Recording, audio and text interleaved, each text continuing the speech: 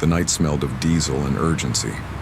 Somewhere east of Paris, a column of olive-drab trucks stretched beyond the reach of headlights, engine noise rolling across the French countryside like distant thunder. No blackout, no spacing, no hesitation. Just 6,000 engines roaring through darkness, hauling the weight of a war that couldn't afford to stop. In Wehrmacht headquarters that same August night, German generals studied maps with quiet satisfaction. The numbers were clean. The logic was airtight. Patton's Third Army had sprinted 400 miles from the Normandy beaches in 30 days. His tanks were burning fuel faster than any army in history. His supply lines were a dream on paper and a catastrophe in reality. The generals poured their evening coffee and agreed. The Americans would stop within 48 hours. Physics demanded it. They were wrong. What proved them wrong was already rolling down those French roads, blazing its headlights without apology, carrying 12,500 tons of supplies every single day. The Red Ball Express didn't ask permission. It didn't follow doctrine. It simply moved relentlessly and shattered every assumption the Wehrmacht ever held about American military power. The confidence of the German high command that summer wasn't arrogance. It was experience. These men had watched supply lines collapse entire campaigns. They had seen it in Russia, where brilliant advances crumbled because horse-drawn wagons couldn't keep pace with panzer spearheads. An armored division consumed 150,000 gallons of fuel daily when advancing. An infantry division needed 700 tons of supplies every 24 hours. These were constants. Laws as fixed as gravity. General Alfred Jodl, reviewing intelligence from Hitler's Wolf's Lair in East Prussia, ran the numbers with cold precision. Patton commanded 12 divisions. They were now 400 miles from their supply depots. The roads were damaged. The bridges were blown. German engineers had systematically destroyed the French transportation network during their retreat. Even with unlimited trucks, sustaining Patton's advance was mathematically impossible. The Americans had outrun themselves. Victory, Jodl concluded, would arrive not through German arms but through German patience. What Jodl never accounted for was Lieutenant Colonel Lurin Ayres, sitting in a requisitioned French chateau near Laon on August 25, 1944, staring at an impossible problem and deciding to solve it anyway. The traditional supply system had already collapsed. Scheduled convoys couldn't match the pace. Railways were destroyed or congested. Forward depots were running dry. Ayres gathered his officers, spread his maps, and proposed something no logistics manual had ever described: a continuous, one-way highway system. Loaded trucks rolling east on one route, empty trucks returning west on a parallel road. 20 hours of operation every single day. No stops except for fuel and mechanical failure. 12,500 tons delivered daily. Minimum. The name came from railway slang. A Red Ball freight was an express shipment, priority above everything. No delays, no exceptions. The Red Ball Express would operate on those same terms, except it wouldn't run on rails. It would run on asphalt, on gravel, on bombed-out French roads held together by American determination and military-grade improvisation. Within 36 hours of that meeting, the impossible was operational. On August 26, 1944, drivers from the 39 16th Quartermaster Truck Company climbed into their GMC CCKW 2.5-ton trucks before dawn. The Deuce and a Half, soldiers called her. Built by the hundreds of thousands in Detroit factories that never slowed for a single weekend. Each truck carried 5 tons standard, sometimes 7 when loading crews pushed beyond regulation. Their destination was Patton's guns near Melun, 300 miles east. The convoy lined up, engines turned over, and the Red Ball Express began to roll. Of the 23,000 drivers who would eventually operate the route, approximately 75% were African-American soldiers serving in a still segregated army. Men who couldn't eat at white restaurants in their own country. Men barred from most combat roles by the same military they were saving. They drove anyway. They drove harder than anyone asked. They painted slogans on their trucks: Detroit to Berlin Express, Patton's Blood Bank, Hitler, here we come. Each slogan was a declaration. Each mile was a message. Across 400 miles of French road, They sent that message around the clock. The sound of it reached German reconnaissance positions by the night of August 28th. Units from the 116th Panzer Division radioed a report that stunned their commanders. Continuous vehicle column. Headlights visible for 20 kilometers. No spacing. No blackout discipline. Estimated 1,000 vehicles per hour. German officers assumed it meant vulnerability. A column that size, blazing its lights through darkness, invited air attack. It invited artillery. It was, by every principle of German military doctrine, an act of tactical suicide. Mist settled on the fields between the convoys. The nights were cooling fast, and still the trucks kept coming, steady as a heartbeat, utterly unconcerned with every doctrine and textbook that said they shouldn't exist. General Edgar Feuchtinger, commanding the 21st Panzer Division, personally observed the Red Ball Express from concealed positions on August 30th. His report to Army Group B reflected something beyond military analysis. He described vehicles passing at 30-second intervals, day and night without pause. They didn't hide, didn't disperse, didn't follow any rules he recognized. And then he wrote a sentence no German general had ever needed to write before. It isn't military science, it's mass production applied to warfare. Where German doctrine valued concealment, Americans relied on volume. Where German logistics emphasized careful planning, Americans assumed 20% mechanical failure and built their system around absorbing it. Approximately 1,800 vehicles broke down every day on the Red Ball route. Mobile maintenance units had 15 minutes to fix a truck or push it into the ditch. Engines were swapped in 45 minutes using mobile cranes. Parts were cannibalized from vehicles beyond repair. The Germans rebuilt every engine they could salvage. Americans replaced engines by the hundreds and kept moving. The fuel numbers alone should have silenced skepticism. The Red Ball Express consumed 300,000 gallons of gasoline daily just to operate itself, more than many German armies received for all purposes combined.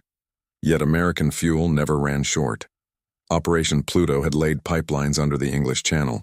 By September 1944, fuel flowed through underwater pipes that German intelligence hadn't even detected. Forward fuel dumps were established every 25 miles along the route. No Red Ball truck waited more than 10 minutes for a refuel. General Major Walter Warlimont studied aerial reconnaissance photographs and wrote with barely concealed disbelief. The Americans have fuel dumps larger than their entire strategic reserves. They burn more gasoline moving gasoline than we allocate to entire panzer divisions. This isn't war as we understand it. It's industrial overflow. That overflow reached Patton's divisions in quantities that rewrote the rules of armored advance. German doctrine calculated a panzer division could sustain 20 to 30 miles of advance daily under optimal conditions. Patton's divisions averaged 40 to 60 miles daily for weeks. On September 1st, the 4th Armored Division advanced 35 miles in the morning, halted for resupply at noon, found Red Ball trucks already waiting, and advanced another 32 miles in the afternoon. 67 miles in a single day. German defensive planners, working from their maximum assumption of 30 miles, had positioned their reserves in entirely the wrong place. The men sustaining that advance were paying a price no map could show. Drivers operated for 72 straight hours. Benzedrine kept eyes open past the point where bodies demanded sleep. Accidents claimed 300 lives during the Red Ball's operational period. Trucks overturned on damaged roads, collided in fog, caught fire when overheated engines ignited their loads. Yet morale didn't break. It strengthened. These men, mostly African American, denied equal rights at home, were proving something with every mile driven. Every ton delivered was a refutation of Nazi racial theory. They were fighting racism with truck keys, and they were winning. If you're watching this story of forgotten heroes who rewrote history with diesel and sheer will, hit that like button now and drop a comment telling us where in the world you're watching from. Subscribe if you haven't already and help us keep telling the stories history almost forgot. By September 5th, German intelligence had compiled comprehensive reports on the Red Ball Express. Field Marshal Walter Model read the summary and responded with a sentence that said everything. If these reports are accurate, we face not a superior army, but a superior civilization. They make no effort to hide because they don't fear us. They waste resources because they have infinite resources. We cannot defeat this with military tactics. The Americans were simultaneously building infrastructure while the operation ran at full speed. Engineers reinforced or built 40 bridges.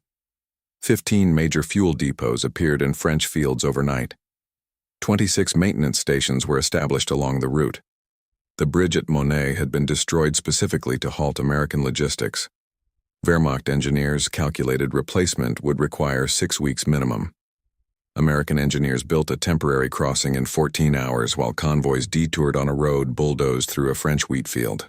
German artillery officers faced their own impossibility. American guns fired without restriction, a luxury no German unit had enjoyed since 1942.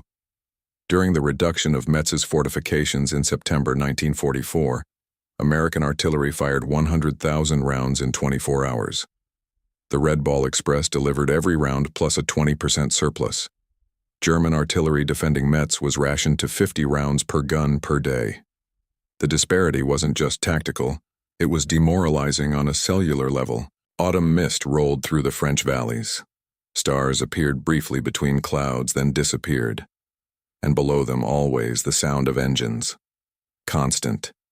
Merciless. Inexhaustible. In early September, the operation faced its own crisis. Patton's Third Army had advanced so far that round trips now exceeded 700 miles. Drivers were collapsing. Vehicles were disintegrating at 30% daily. German intelligence detected the strain. General Hasso von Manteuffel reported convoy intervals had increased and vehicle speed had dropped. He recommended immediate exploitation of the weakness. Within 72 hours, the Americans reorganized completely. Intermediate transfer points cut individual runs to 350 miles. Driver rotation systems were implemented. Forward maintenance bases doubled. The number of assigned vehicles increased. By September 12th, tonnage delivery had actually increased beyond previous levels. The crisis that should have halted the operation had instead made it stronger. American systems didn't just survive disruption. They adapted through it and emerged more powerful. The operation's command structure bewildered German observers. Junior officers made decisions in the Red Ball Express that in the Wehrmacht would require field marshal approval. Sergeants managed logistics operations larger than German colonels commanded. Decisions were made at the lowest level with maximum speed. To German eyes, it looked like chaos. In practice, it was distributed intelligence that no rigid hierarchy could match. On September 15th, Field Marshal Gerd von Rundstedt received comprehensive intelligence on the Red Ball Express. After hours of study, he summoned his staff. The Americans had created a supply system that made distance irrelevant. His operations officer suggested interdicting the Red Ball routes with the remaining Luftwaffe. Von Rundstedt's response ended the discussion. With what shall we interdict? They have 6,000 trucks. If we destroy 1,000, which we cannot, they will replace them in a week. We would need to destroy 200 trucks daily just to match their production. We do not have 200 aircraft total. The sound of engines, once the signature of German panzer power across Europe, had become the sound of German defeat. Every night, Wehrmacht soldiers heard convoys that never stopped. 3 rounds per rifle while Americans were receiving millions. The grinding of distant motors became the most demoralizing sound on the Western Front. American psychological warfare units recognized the impact and began broadcasting recorded truck engine sounds toward German lines when actual convoys weren't present. German units reported phantom convoys as real and despaired accordingly. The Red Ball Express operated for 82 days, not the 10 days originally projected. In that time, it delivered 412,193 tons of supplies. Total distance covered reached 122 million ton miles. 5,958 vehicles operated daily, peaking at 7,000. 23,000 drivers cycled through the route. 57 million gallons of fuel were consumed. 180,000 tires wore through. 5,000 vehicles were destroyed or abandoned. The cost reached approximately $100 million. In exchange, 47 German divisions were defeated through supply advantage alone. The war in Europe was shortened by an estimated 6 months. Every day of shortened conflict saved $250 million and thousands of lives on both sides. The Red Ball Express paid for itself in less than 24 hours of prevented war. Some German prisoners, forced to load Red Ball trucks as labor, found their worldview disassembling crate by crate. They worked alongside African-American sergeants who calculated weight distributions faster than German engineers and treated prisoners fairly despite everything Nazi propaganda had promised. Their ideology had collided with reality and lost quietly, somewhere between a loading dock in France and a delivery receipt signed by a black American corporal. When captured German officers were interrogated in September 1944, many cited the Red Ball Express specifically. One told interrogators plainly, "We knew we had lost when we understood your supply system. You violate every rule, waste fuel, abandon vehicles, exhaust drivers. Yet you succeed through sheer volume. You have industrialized warfare beyond our comprehension." He paused before adding the final sentence. We had no answer for that. In November 1944, with rail lines partially restored, the Red Ball Express was officially discontinued. The massive operation, 23,000 men and 6,000 vehicles, dissolved in 72 hours. Troops were reassigned, vehicles redistributed, routes returned to civilian use. Germans required months to build smaller operations and years to dismantle them. Americans built what they needed, used it completely, and let it go. That capacity, to mobilize enormous resources and release them just as fast, was itself a form of power that no military doctrine had ever measured. German officers studied the Red Ball Express after the war. General Franz Halder, former chief of the German General Staff, wrote in 1950 that the Red Ball Express proved logistics determines strategy, not the reverse. Americans understood this. Germany learned it too late. General Guderian, father of German armored warfare, delivered the most fitting tribute. Germany invented blitzkrieg, but never solved its fundamental limitation. Americans solved it through industrial excess that German doctrine had deemed impossible. The Red Ball Express was not a supply line. It was a flowing river of material that drowned German forces. In Washington, in 1994, on the 50th anniversary of D-Day, the United States Postal Service issued a commemorative stamp honoring the Red Ball Express. Veterans attended the ceremony at the National Postal Museum. Old men by then, quiet, dignified. They had driven through exhaustion, through mechanical failure, through weather that stopped armor. They had been segregated, discriminated against, denied equal treatment in the country they were saving. They had done it anyway, not because the country deserved it yet, but because they understood what it could become, and they refused to let it fail. The German generals who laughed at American logistics in August 1944 signed surrender documents 9 months later. They had built brilliant tanks, trained extraordinary soldiers, studied Clausewitz until they could recite it in their sleep. But they had never read the document that mattered most. A Detroit production manifest showing 500,000 trucks manufactured by a nation that treated logistics not as a necessity, but as a weapon. The last word belongs to a German officer standing beside a Belgian road in the autumn of 1944, watching the Red Ball convoys pass without end. He said it quietly, as if the words were too large for a loud voice. We prepared for everything. Your tanks, your planes, your ships. We never prepared for your trucks. How do you defeat an enemy who has more trucks than you have soldiers? The answer rolled past him at 5-minute intervals, driven by men who had been told all their lives they were less than what they were, proving with every mile they were more. The engines never stopped. The deliveries never failed. And Patton, supplied beyond what any German general thought physics allowed, crashed through every defensive line position to hold him. Amateurs talk tactics, professionals talk logistics, and the Red Ball Express was America speaking the only language that war ultimately understands. Not in orders, not in speeches, but in the roar of 6,000 engines that never, not once, fell silent.